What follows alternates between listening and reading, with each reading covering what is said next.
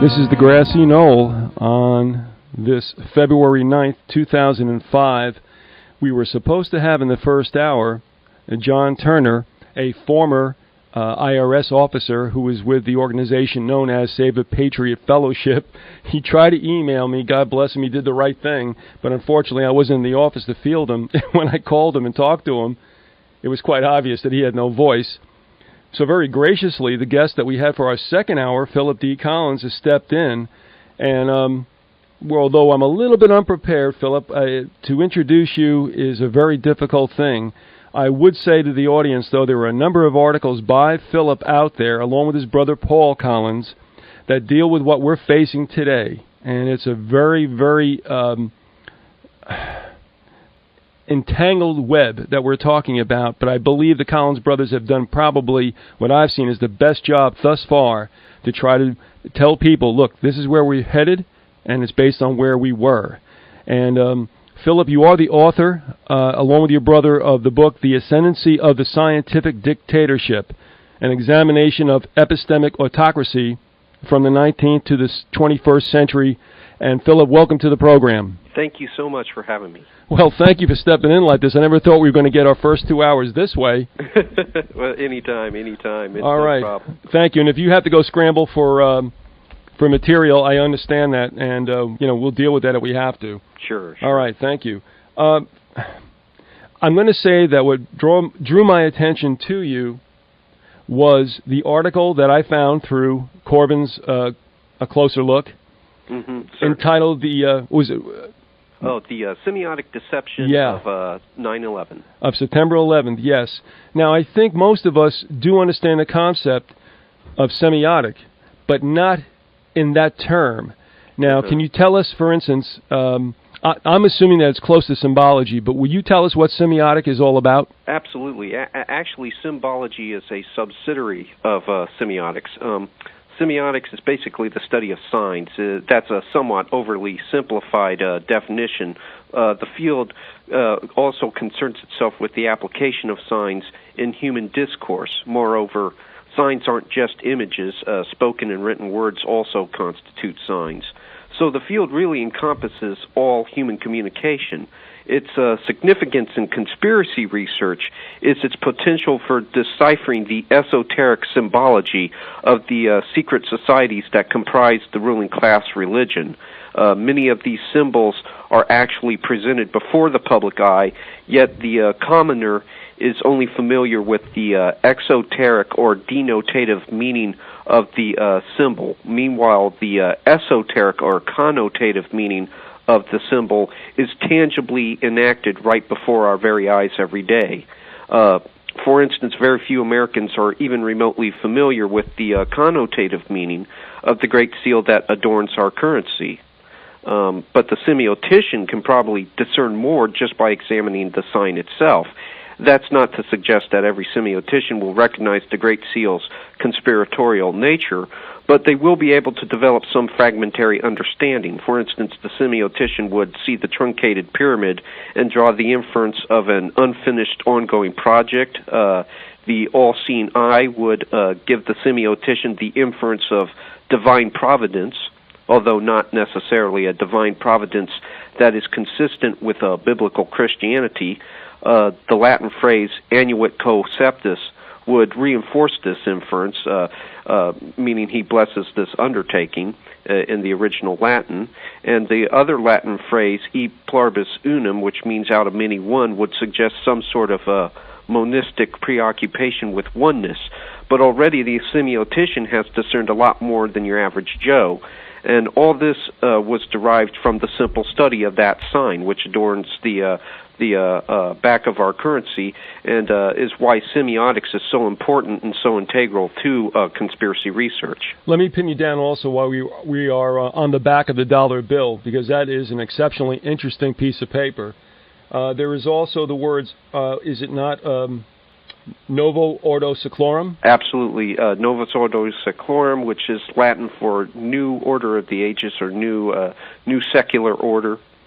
And basically, the seclorum part suggests a secular order, which will of course, secularization has been commonly associated with atheism, although men like sociologists like William Sims Bainbridge have made clear that secularization actually doesn't represent the obliteration of religion, but instead the clearing of the spiritual marketplace for a brand new theocratic order. So really you have there already the inference, the connotative meaning being that the spiritual vacuum that will be left after the demise of Christianity, which is one of the goals of the elite, will be a new theocratic order with a brand new God and a brand new state-sanctioned religion. A couple of things. Before, when you were talking about the commoner or the common person not understanding, it's not because they don't have the sagacity, it's because they really are veiled, are they not, from these semiotics? Yes. The commoner, again, is only familiar with the denotative meaning. The denotation of a sign is basically the sign's literal meaning. You see an eagle, that's pretty much what you see, an eagle, a bird. But the connotative meaning for, say, the eagle has been a symbol of Americanism. It's symbolic of Americanism, symbolic of courageousness, and all those qualities that are embodied within Americanism. We see those also portrayed in the eagle in its connotative meaning. Likewise, you see, regular citizen sees the obelisk in Washington, D.C., denotatively, they see just that, an obelisk, a long protrusion from the ground. But connotatively, it's really a symbol of phallic worship that dates back to Nimrod and the Babylonian mystery religions. Also, to revisit the back of the dollar, what is your understanding, not that it's a real big point, but what is your understanding about when that verbiage and design was delivered to the United States? Now, I know that FDR commissioned it to be put on the back of the dollar, but did it not reach the United States long before that? What's your take on that? Well, as I understand it, it was presented to the Founding Fathers, and I don't remember exactly who it was that presented it to some of the Founding Fathers, but it's a symbol that dates back quite a ways. It dates back all the way to Egypt, to ancient Mesopotamia. What's interesting about the symbol, the Great Seal, is the fact that, as you said, it was introduced to our currency by FDR. Really, it's a symbol of scientism, which scientism is basically the epistemological belief that all knowledge is derived through science, and absolute primacy is bestowed upon science. And while that seems, kind of desirable, being that we have so much faith in science nowadays, the problem is that science or scientism is basically it's a unit of it's a system of measurement, and as a system of measurement, it has to preclude those things that outstrip its finite units of measurement, and those things include human dignity, liberty, individuality, the spirit, the soul, and so these things will be precluded according to a scientistic society, and that's exactly what the Great Seal, the truncated pyramid, all that represents, is a scientistic, new scientistic theocratic order. A number of things now as we see more listeners coming on the stream. This is the Grassy Knoll. This is Vyzygoth. I am with Phillip Collins. In the first hour, we were to have had on John Turner from Save the Patriot Foundation. He came up hoarse, which is really a blow, because last night I spoke to him at between 7 and 8 p.m. his time out in California, and he was in full voice, but when I went to call him just a couple of minutes ago, he sounded like somebody who was about 115. However, in the second hour, we were to have had on Phillip Collins, and he's been gracious enough to join us in this first hour, and it is with he that we are talking. And I as I had said earlier in the program, was drawn to him because of an article that appeared, just in one of these email lists, which was entitled The Semiotic Deception of September 11th. And Philip, if we can go back to talk about some of the imagery and a final little note to this Novo Ordo Seclorum. Mm-hmm. That is from Virgil, the poet, is it not? Yes, I believe so. I have heard other scholars suggest other authors, but so far that seems to be the most likely of authors.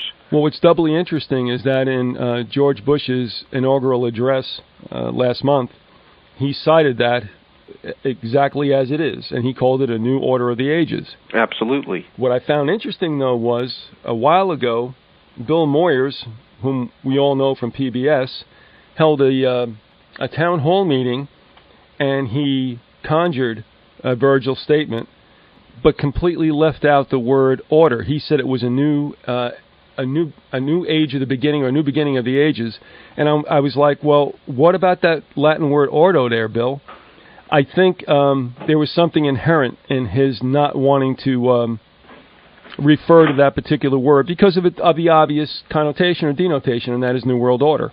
Yeah, and also I think it was almost intention that he would use the designation of age, because being that New Age is the New Age. It's the capstone of the religious movement that underpins the drive for global government. Excellent point, because he swapped out one thing for another, and we had Chris Pinto on, a documentary filmmaker of the series Megiddo, who dealt in the second installment with the New Age religions and the twists on such that are entering Christianity.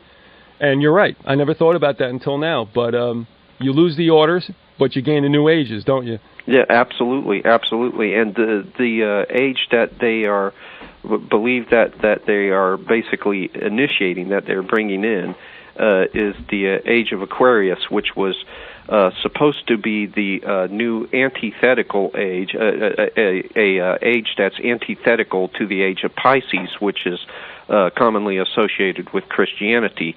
And now the new deity is an emergent deity that is of an apotheosized or deified man, so-called, with it, and has been written with a capital M, so as to denote his purported intrinsic divinity and godhood. Absolutely, absolutely. I asked this of Chris Pinto, and I'm only asking you because I am curious for myself. I don't know how many of the listeners have heard of this tape series, which dates back now over 20 years. I can't believe it. Are you familiar with Constant Cumby's series, The Hidden Dangers of the Rainbow? Yes, as a matter of fact, yes. It's a excellent book, too. Excellent book. When did you encounter that? Did you encounter that 20 years ago, as I had, or recently, or? More recently, my brother, who's also the co-author of the book, had also introduced me to it. I noticed that in it, Constant Cumby brings to light the New Age movement's chronic references to Aryans, to emergent new deity in mankind, and that this was analogous to the Aryans, which of course are now of Nazi infamy. But you find that doctrine very much present also in Nazi Germany. This idea of humanity becoming God, that they ascribe the term Aryan to it, almost really doesn't have much to do with blonde-haired, blue-eyed people, so much as it has to do with a new breed of man who's coming into being through the processes of evolution, which, by the way, is a doctrine of transformism that basically dates back to Mesopotamia and was just really popularized by Charles Darwin in the beginning of the latter half of the 19th century and the beginning of the 20th century. One question about this Aryan race, as you mentioned. This is something we're thinking about the Germanic Uberman, but that really, it goes back so far, and were these people, do you know, necessarily Anglos? Were they Hindus or? Actually, the Aryans, or the concept of Aryanism, as I understand it, is really not really humanity at all. It's actually a post-human condition. It's a kind of quasi-Gnostic concept where humanity will evolve beyond the point to where it's no longer recognizable as a human being. And you've seen this belief system time and time again. You mentioned the Übermensch, which basically was the term that was coined by Nietzsche. Nietzsche, right? Yeah, Nietzsche also said that humanity was something to be overcome. So it's really a point at which humanity has overcome its own humanity and ceases to be human. And this we've seen this before, of course, with Hitler's Aryan. We've seen it with Nietzsche. We've seen it in communist Russia with the so-called Soviet man. And despite cultural variations and modifications, the myth remains the same. And basically, it's also a Freemasonic myth. If you read the book W.L. Wilmshurst's The Meaning of Masonry, basically on page, I think, 47, he basically says that the real purpose of modern Masonry, which was also the purpose of the ancient mysteries, was to expedite this evolution of man towards this post-human state, towards this state where he's no longer man, but he is, in fact, God. Chris Pinto dealt with that a lot because that seems to be, of course, as we know, especially as it pertains to Scripture, that the sin that cast Satan out of heaven was to be as God. Yes. And so when that finds itself traveling down the food chain to a Homo sapiens, it's no different. And I think we might be witnessing that right now with science, as you said, even with the cloning of life and the creation of life, and perhaps some areas that we might not want to venture down, but we are certainly doing that today. Certainly. Now, we had spoken about doing a series, and we will do that. It will not necessarily be live every Wednesday, but we are going to do it in an episodic arrangement. And in talking to Philip thought that a good title would be The Magicians of Mutability. This would be an overarching title for the series. And when you came up with that, Philip, what were you addressing necessarily with that title? Okay. Well, basically, mutability is basically the potential for a species to mutate or to change. You have that sort of jargon also used by the ancient alchemist, the mutability of silver or metals. lead into gold, base metal, which was actually a cover for their actual purpose, which was the mutability of humanity into superhumanity. But basically, the elite believe that this mutability can be facilitated today now through science. And it's interesting because if you take the word technology and you take away its original root, which is techne, it means craft. And craft is, of course, associated with witchcraft. And witchcraft, of course, is associated with the term Wicca, which means to bend, as in the bending of reality, and also as in the bending of human nature. But it's interesting because many modern contemporary scientists and theoreticians now pretty much openly admit that this is really just a new incarnation of magic. For instance, I believe his name's Mark Pesky. Yeah, Mark Pesky, who's the co-inventor of virtual reality modeling language. He wrote, and I quote now, "The enduring archetype of techne within the pre-modern era is magic of an environment that conforms entirely to the will of being," unquote.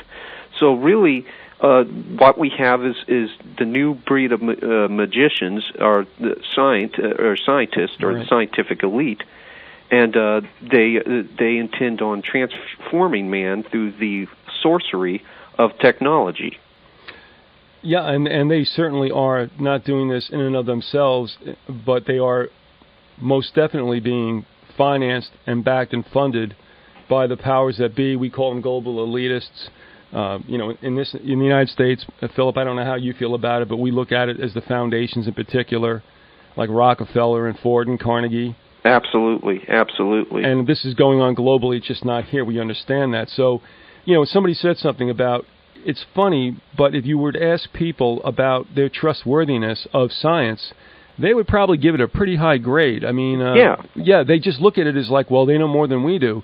Sure. But I had read an article once that warned, and we're going to go to this scientific dictatorship, which is one of the cornerstones of our getting together, one of the articles you wrote. But, I mean, scientists lie too. Yeah, they sure do. And again, the problem is that science being what it is, it's finite in nature, and it does not take into account the infinite. As a measuring stick, it must exclude certain things that no longer fit the stick, and that includes the soul, that includes the spirit, that includes human dignity and liberty, and these things are precluded when you take a scientific approach towards the configuration of society. A society that is completely and totally configured along the contours of science is one that is completely stripped of liberty. Mm-hmm. I'm pretty sure you probably read the report from Iron Mountain. Mm-hmm. In that report, I think that the authors put it quite succinctly. They basically say that with a scientifically regimented society, that axiomatic values, as they put it, become non-existent. And those axiomatic values include all those things that you and I value, which are liberty and our dignity and our freedom. So, yeah, absolutely. I want to let everybody know, again, as we are early into the program, perhaps many people looking for John Turner from Save a Patriot Foundation, but he was taken suddenly under the weather, and with us is the guest for the second hour, who has graciously agreed to come on for the first hour, and that is Phillip D. Collins. Now, what I want to do is, if people are listening on the Internet, and by the way, TK out there in northern Illinois, sorry that we didn't have John on, but I know you're interested in this just as well. Where are the bulk of your articles available? The bulk... I mean, is Biped one of those sites? Yeah, the bulk is the main groundwork for all my work can be found on Biped, which is basically all one word, BIPED.info, www.biped.info. The website is largely a website for the intelligent design movement, which all the positions of the theoreticians that comprise that movement don't necessarily endorse my views, nor I endorse theirs. But the main purpose of the website is to present an alternative to Darwinian evolution.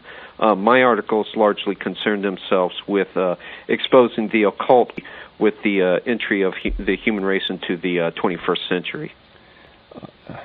Also, we want to tell people, do you have a website, by the way? No, I sure don't. Only the websites for the book. Okay. All right. And let me give that now. The book that you and your brother co-authored is entitled The Ascendancy of the Scientific Dictatorship, an Examination of Epistemic Autocracy from the 19th to the 21st Century. That's available at the website www.iuniverse.com/bookstore. And also, really, if they go onto the web, as I've done with you, and they would do a search on you and your brother, they would come up with these outlets, would they not? Yes, absolutely. That and also Amazon.com, BarnesandNobles.com. There's a multiplicity of outlets for the book. All right, now, as it addresses 9/11, which is a very touchy subject, obviously, for a lot of people, but one in which we also have dealt with for from the years since it happened. Certainly. What struck you about exactly what the title says, and that is, what about the semiotic deception of September 11th? Can we go into that? Sure, absolutely. Well, the semiotic deception basically began several years before 9/11 and was part of a larger project that researcher Michael Hoffman calls sci-fi predictive programming. Essentially, through literature and films, science fiction acts as a transmission belt for globalist and occult thought. Science fiction has been called the literature of ideas. And this is a very appropriate designation because the pre-September 11th world represented what I characterize as an ideational contagion, or a contagion of ideas, that was promulgated in no small part by science fiction. For instance, there was Independence Day, which was replete with globalist rhetoric. Plot inconsistencies basically betrayed the film's own globalist agenda. The title denotes a struggle for freedom against some entrenched oppressor. However, the aliens in the film, if you pay attention, close attention to the film, were not intent upon subjugation. They were bent on genocide. Thus, the connotative meaning of the film's title suggests reconceptualizing of America and America's tradition of Independence Day, our traditional notions of what it means to be independent and free, and thus making us conform more to a globalist framework of world government. And that's exactly what happens in the film Independence Day. Nearing the end, basically, you witness the amalgamation of all nation-states, including America, into a global superstate. But Independence Day's role in the semiotic deception of the masses reached its nadir with 9/11, as is evidenced by an intertextual reference made by MSNBC journalist Ron Insania on the day of the WTC attacks. In an interview with Matt Lauer and Tom Brokaw and Katie Couric, Insania likened the WTC attacks to Independence Day. And Professor Elliot Gaines, who's a semiotician and broadcast journalist critic, also one of my mentors in semiotics, observed that this allusion to a commonly known cultural text, being Independence Day, which is basically known now thanks to mass media all over the world, irrespective of your cultural background, that reference would alter the paradigmatic character of 9/11. According to Gaines, Independence Day's narrative binary opposition of good versus evil was imposed on the events of 9/11. So suddenly the good humans that you saw in Independence Day, right, became America. And all of a sudden the evil aliens became the Arabs. And this deception was further augmented by NBC's conscious use, and I say conscious because they were quite aware of the fact that they were using archived footage of Palestinian demonstrators accompanied by a title card reading earlier this morning. Now, Couric read along with this an unverified wire from the West Bank stating that the demonstration was a celebration of the WTC attacks. But NBC would later confess openly that its use of the archive footage with an unverified wire constituted a breach of ethics. But it was too late. The damage was already done. Already in the eyes of America, the Arab world was the source of all our woes, and the paradigmatic template of Independence Day, which good humans against evil aliens, was imposed on 9/11. Meanwhile, the supranational elite who were responsible for the creation of bin Laden and the activation of America's national security apparatus remained hidden behind a semiotic mirage. But that's basically how, the role that Independence Day, which was just one of the many sci-fi predictive programming films, played in September 11th. It may as well. You may as well have had a movie poster with September 11th written across it, in the same picture of the the now famous picture of the alien craft blasting the White House to bits, posted on every billboard in America. That was basically the paradigmatic character that the elite imposed upon the event. Well, 2 points. One, and this is specific. I was caught back in my native New Jersey. I'd gone back to visit, and when 9/11 occurred, I was there. And reports we were getting, and I lived in Northeast New Jersey, and for those who need like fixed points, that would be like Hackensack and Teaneck and Fort Lee. And along I-80, there's a town of considerable size called Patterson, and we were getting, I guess, reports verbally, and I believe there was some on local media that were saying and showing films of supposed Arabs rejoicing in what took place, and that there had been some blowback from another ethnic community, the blacks of Patterson, against the Muslims for celebrating. This never, ever, in the end, was proven true. So not only, as you cite, Philip, did it take place on NBC New York, Channel 4, but it was happening also across the river in other neighborhoods. Now, whether this was concerted, we don't know, but certainly it did help resonate the fact that the Arabs are the bad guys, the Muslims are the bad guys, and we're the good guys. Absolutely. Now, again, regarding 9/11 and the movie Independence Day, and I sent you something that was a rough draft of an article soon to be published about the symbology that has been laid in movies, if you will, almost as far back as 10 years ago. Do you think this 9/11 situation, as laid out by Osana, and also the hearkening back to Independence Day, do you believe this was all orchestrated, this was deliberate? Yes, I do.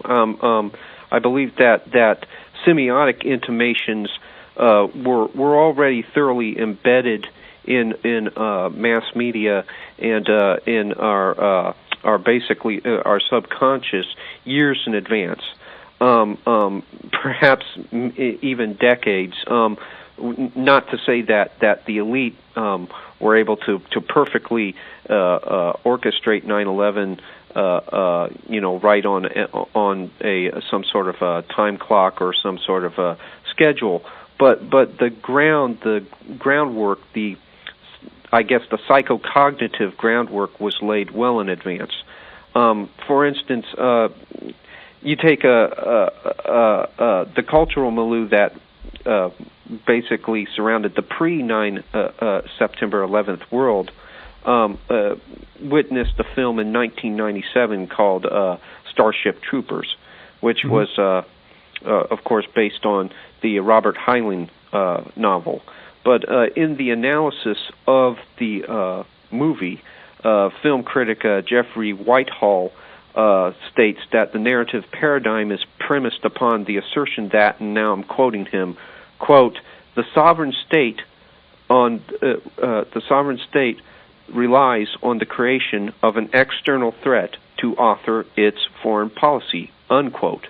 Now, the very same year of Starship Troopers' release, former National Security Advisor Zbigniew Brzezinski published The Grand Chessboard. And The Grand Chessboard is an extremely important book because the Grand Chessboard basically lays out the geostrategy that the neoconservative faction of the elite are now tangibly enacting in the Middle East, the East, in Iraq and Afghanistan and what have you. But at any rate, in Zbigniew Brzezinski's book, The Grand Chessboard, he says, and I'm quoting, America may find it more difficult to fashion a consensus on foreign policy issues except in the circumstance of a truly massive and widely perceived direct external threat, unquote.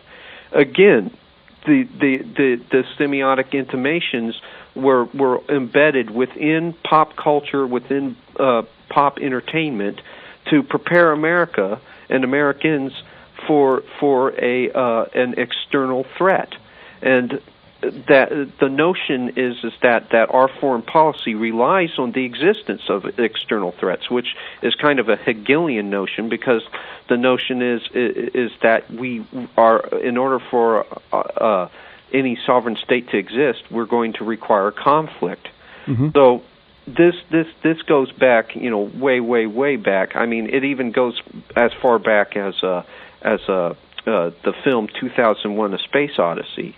In 2001: The Space Odyssey, the basic one of the semiotic markers in that is the monolith, and the monolith acts as a signal that human evolution is moving on to its next glorious step, and that something big is about to happen. Well, lo and behold, New Year's in 2001, basically in Magnuson Park, a monolith appeared. Nobody knew where it came from. It was very well sculpted, very well made, and the city and people were debating its fate, but then it disappeared. So evidently the idea was that conveyed was that humanity is on to its next step, onto evolution, and that very same year, Osama bin Laden and the rest of the alleged perpetrators of 9/11 basically destroyed the WTC. So again, yes, the semiotic signposts are all there.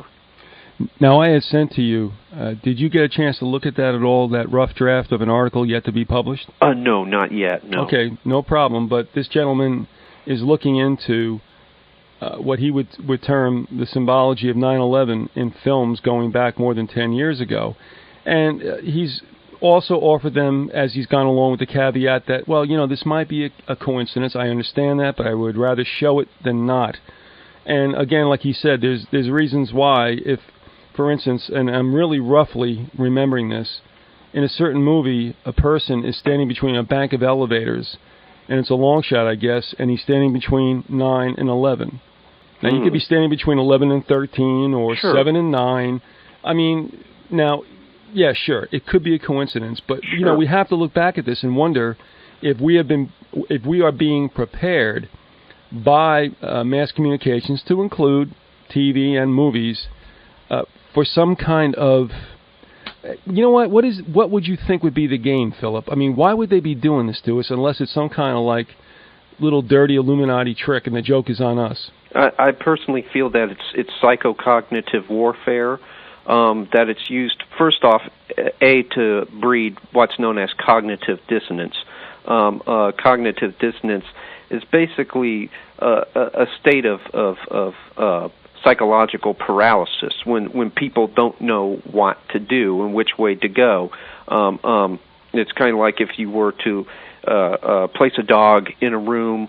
You get the dog to salivate at the sound of a bell and everything, because you keep bringing it food every time you sound the bell, and then you turn off the lights and beat the dog, and so every time you turn off the lights, that acts as the dog's cue to basically cower in a corner and everything. Then all of a sudden you do both at the same time, ring a bell and turn out the lights, and what the dog does is it freezes up.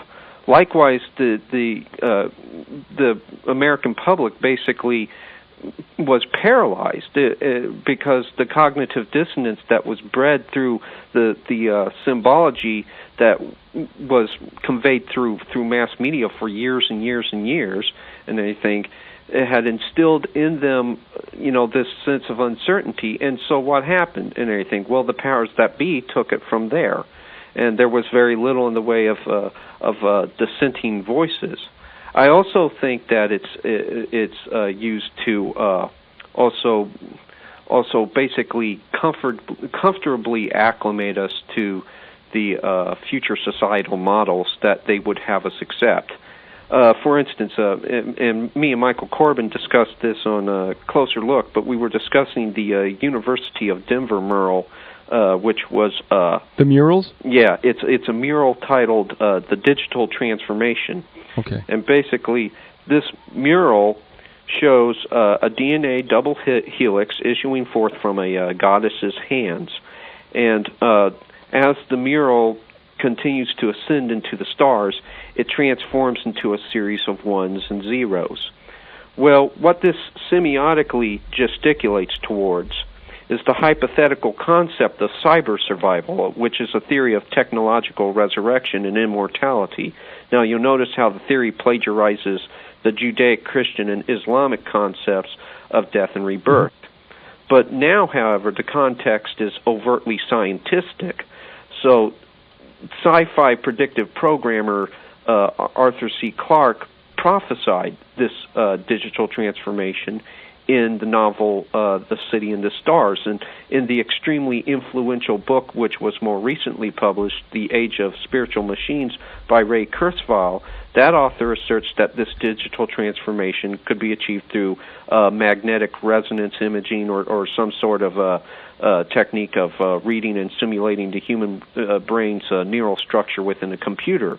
But thus, man becomes a god, the spirit of which inhabits cyberspace and finds incarnation in a corporeal body that's maintained through nanotechnology and what have you. But Ray Kurzweil was not, some sort of a marginalized kooky cult leader. He's been involved in the founding and development of 9 businesses, one of which deals with virtual reality. But you can see where in that mural, people are being acclimated to a future societal model that the elite wish to bring about. Do you think that, and we're talking about the Denver airport murals, am I correct? Actually, it's the Denver. This was the University of Denver mural. Although the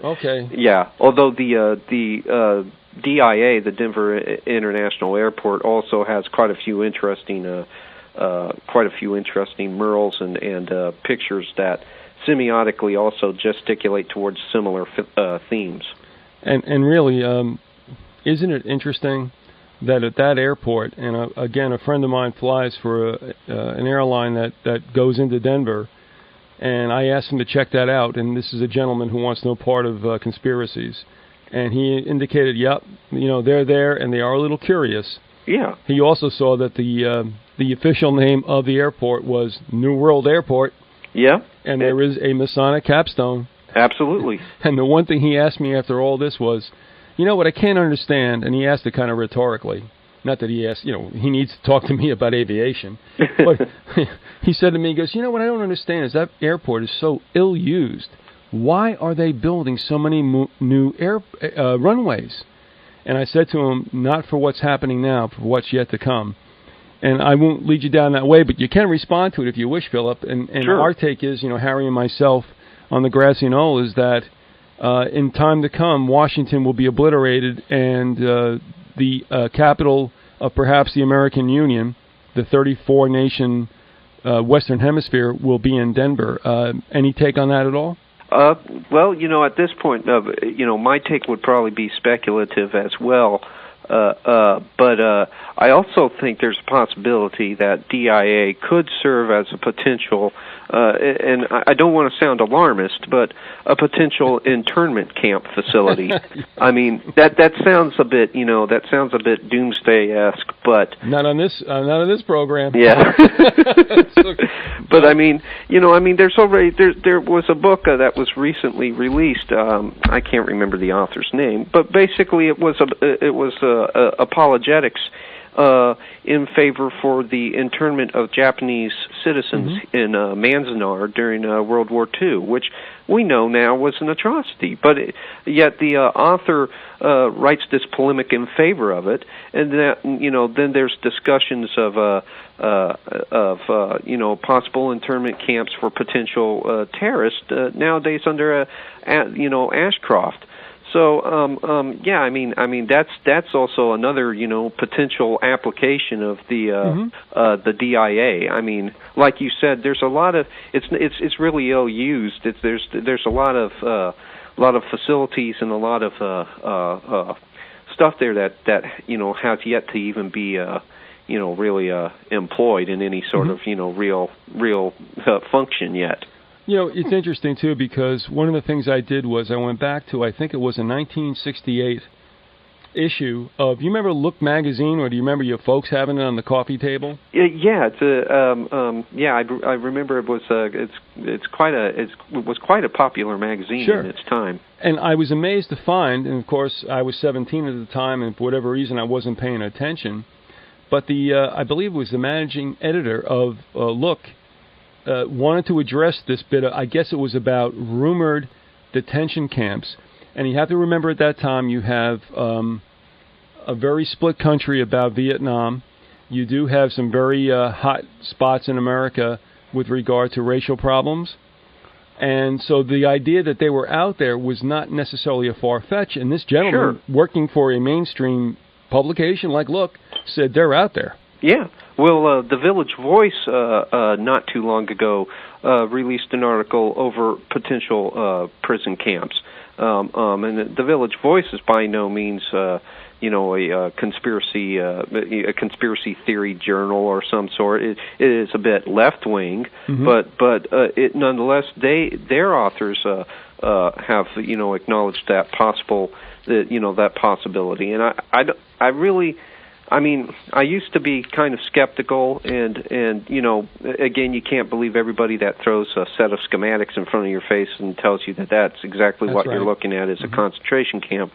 But at the same time, I don't see how it could not happen again, because frankly speaking, all the same historical precedents that preceded the establishment of the Nazi concentration camps. We've seen them mirrored here in the events of the post 9/11 world. So, my general response to the critic on that is, okay, hey, I hope you're right, but tell me if it is true, what the heck is to stop them? What the heck is to keep it from happening again? Yeah, and even if it's not for detention of what dissidents, whatever that would mean, but also when we're looking at this national vaccination program and those who may choose not to want to be vaccinated, you've got a number of causes whose end might be in quarantining people, if that's a better word for detaining them. Yes. And also, I don't know if you've seen this at all, Philip, but we've come upon on the Military Zone website a handbook for officers as to how to deal with certain grades of prisoners, to include civil internees, which basically are American citizens inside the U.S. That's right, and many of the FEMA classes, they already have had instructors who basically vilify our founding fathers, and then of course vilify patriotic Americans. And it's interesting because that word patriotism has been also basically semiotically tweaked in the post-September 11th world. You notice that in the pre-September 11th world, the patriot, the appellation of patriot, connotatively was derisive. It meant terrorist. It meant you're just a bigoted militia member. And now with in the post September 11th world, thanks to the Patriot Act, that word has again been semiotically tweaked, but now it's been kind of reinducted into the cultural lexicon of preferential phrases. Now it takes on a brand new meaning, and patriotism becomes synonymous with fighting terrorism, and fighting terrorism becomes synonymous with informing on your neighbor, submitting to wiretaps, submitting to surveillance. Searches. And so I mean, again, the semiotic seeds were there for that little cultural transformation that we now see underway. We're with Phillip Collins, who is the author, as well as with his brother, on the book, and I'm looking for it now because that is one mouthful. It is The Ascendancy of the Scientific Dictatorship, an examination of epistemic autocracy from the 19th to the 21st century. And that's available. It's online. You can order it through www.iuniverse.com/bookstore. Also, would you please, once again, Philip, for our new listeners in this waning half hour, tell them where they can go to find some of the articles that you and your brother have written? Sure. You can find all my articles, which lay the groundwork for the book, can be found at www.biped.info, and just click the article link. You can also find some of my articles at the Conspiracy Archive. That's all one word, www.conspiracyarchive.com. You can also find some of Paul's articles at paranoiamagazine.com. They have, just click the articles link and you should find it. It's titled I'm trying to remember the name of it. It's The Psychology of Abu Ghraib, Elite Thought and Iraqi Prisoner Abuse by Paul David Collins. And you can also find at www.nexusmagazine.com. On the articles link, you can also find The Hidden Face of Terrorism, which is basically an excerpted article from my brother's first book. Okay, and he does have a book out there, extant, that is titled The Hidden Face of Terrorism. Is that correct? Yeah, the whole title is The Hidden Face of Terrorism, The Dark Side of Social Engineering from Antiquity to September 11th. And we hope, obviously, to have him join us in this series. And this series that has been titled, that we're going to revisit the Collins brothers, and that is The Magicians of Mutability. And we're going to go on to some more specific items, but I want to revisit something that you did say, if I could. Sure. And I want to know your opinion about when you see Brzezinski writing the Grand Chessboard back in, 1995, 1996? Yeah, somewhere in that. Yeah, right. That and he talks about, did you pick up on this at all? That the United States should be careful not to agitate an axis of Iran, China, and Russia. Yeah. It's interesting because the whole time he kind of dances around that whole I guess you could call it alliance. Evidently Brzezinski saw the ties between those nations, basically the ties between those nations tightening, and it's interesting because it's almost as though he knows that that's going to become part of the new dialectic and everything. That's going to be the new dialectic that will comprise a new Cold War.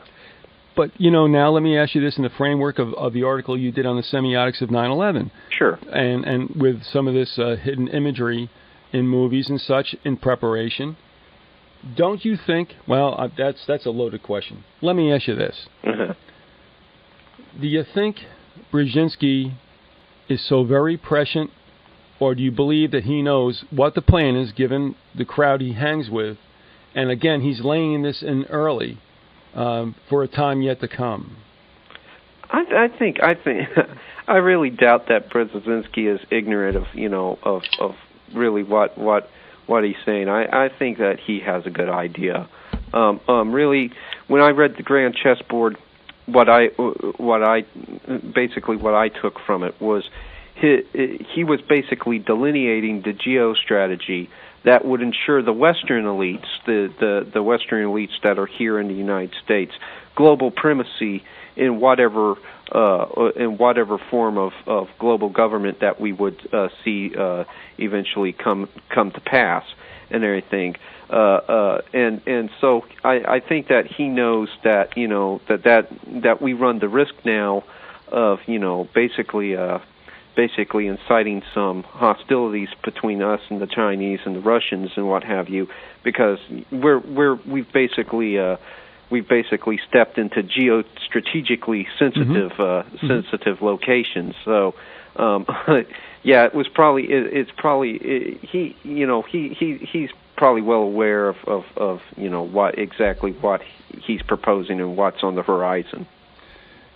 Do you think in any terms, though, that this is a warning to us subliminally? I know it's a tough one, but sure. Just tell me what you think, because I find it.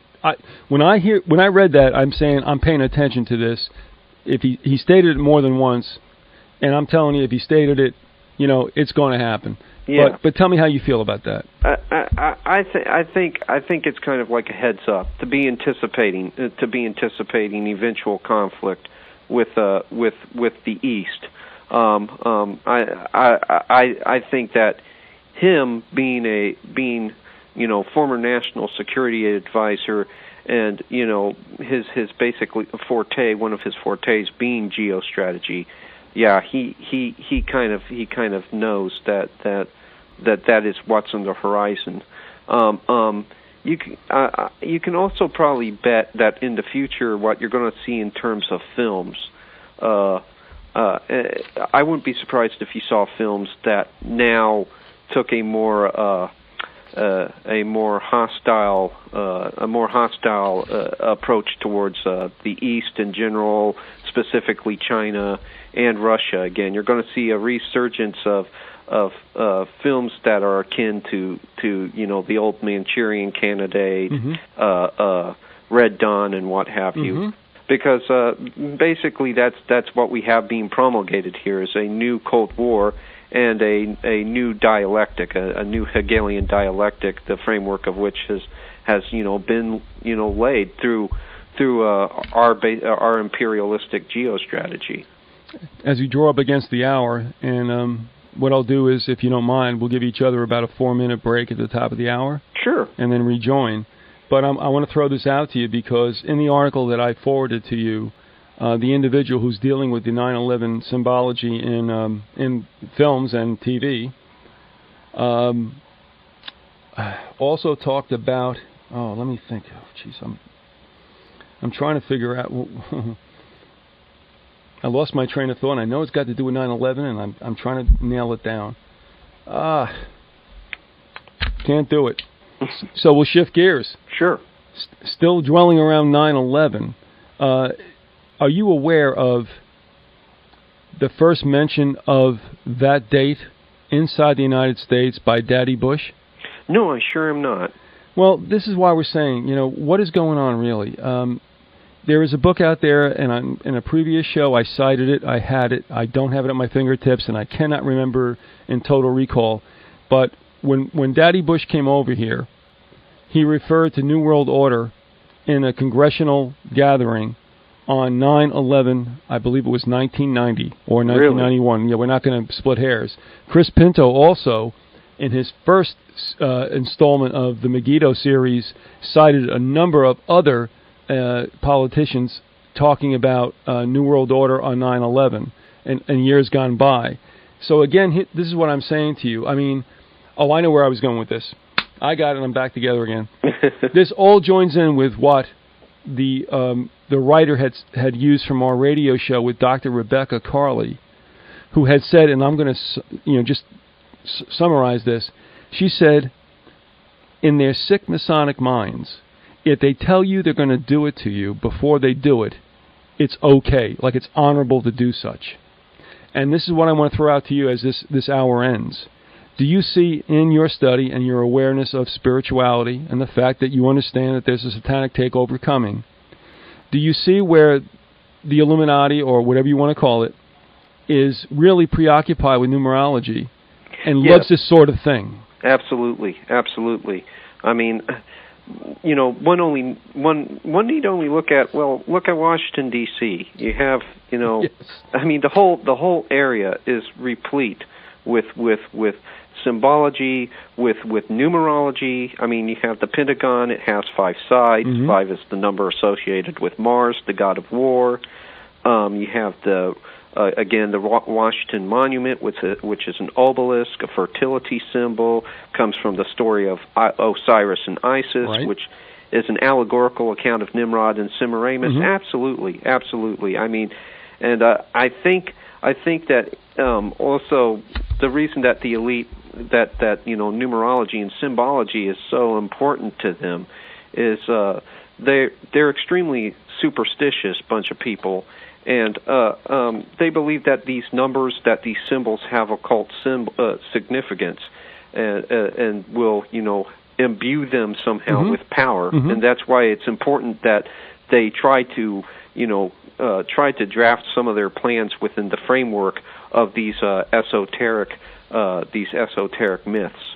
Well, in the occult, would you not agree that numerology is very strong? I mean, I would say that's one of the reasons, and this is another whole ball of wax, about one of the why some Christian holidays were hijacked and placed very closely to Druidic dates. Absolutely. I mean, they we laugh about Christmas. I'm sorry, Philip, I don't know how you feel about it. Oh, no, I agree with you entirely on that. Holy mackerel. Yeah, I mean, that's a real it's a real hot button. But I mean, historians have placed Jesus's birth, his incarnation, somewhere within July and August, and I mean, it just seems to be awfully coincidental, that we now celebrate it on a December 25th, on a date that so many other different religious events converge at and everything. Same with Easter. I mean, really, that word Easter doesn't really have anything to do with the resurrection of Jesus Christ. I mean, you have the Easter bunny seems harmless and innocuous enough, but really that's, again, a fertility symbol. So, I mean, absolutely. Well, we always laughed about, all right, tell us what the connection is between rabbits and eggs. I don't get it. Yeah, me neither. I mean, I guess it must be the Cadbury egg or something. All right. Before we go for our much heralded break, Philip, again, let me ask you this. I mean, with this book, an examination of epistemic autocracy from the 19th to the 21st century, that's the subtitle. The overarching title is The Ascendancy of the Scientific Dictatorship, which we'll pick up on in the second hour. Can anybody read that? I mean, you guys are brilliant. There's no two ways about it, you and your brother. Oh, but I mean, can people pick this up and say, okay, I identify with this, I understand it? I certainly hope so. I mean, I know that the whole subtitle is quite a mouthful. If I could, I'll clarify that right now. Sure. When I refer to epistemic autocracy, epistemic relates to epistemology and is derived from the Greek word episteme, which means knowledge. So really what you have is an autocracy of knowledge, which also pertains to science. Science is derived from the original root scientia, which means knowledge. And so we have an autocratic control of science, of knowledge in society, which is redirected and used as a weapon against the masses. And that's why Huxley kind of characterizes it as a scientific dictatorship. Yeah, and we're going to get into the scientific dictatorship, which just blew my mind when I saw you touch upon it, and I was so glad that you guys did. And also, thank you. Well, I've been looking for that for a long time, and I tell you what, I don't get gushing about anybody, and who cares if I gush about anyone, but yeah, sure. I have to say that, well, I tell you what, when I saw this, I said, okay, this hits on everything that Harry and I have been talking about for a number of years, and you guys seem to be able to distill it, and on the same hand, expand it to make it very understanding for people who want to get into this, to realize that really there's no such thing as coincidence when it comes to especially what happens in mass media and how it does manipulate us. Yeah, well, I mean, it's kind of like what my broadcast criticism instructor Elliot Gaines said. And by the way, he's not a conspiracy theorist, and he certainly wouldn't agree with me in all my views. In fact, he's more of a left winger. But he basically put it succinctly. He's like, if you see it in a film or on a TV show, you can bet it was designed to be there. Right. There's nothing that a director doesn't place up there on the screen that isn't meant to be there. All right, we're going to come back in the second hour and expand on that as well. Also, I'm going to ask you, Philip, the $64,000 question, that is there any such thing as science fiction? But we'll do that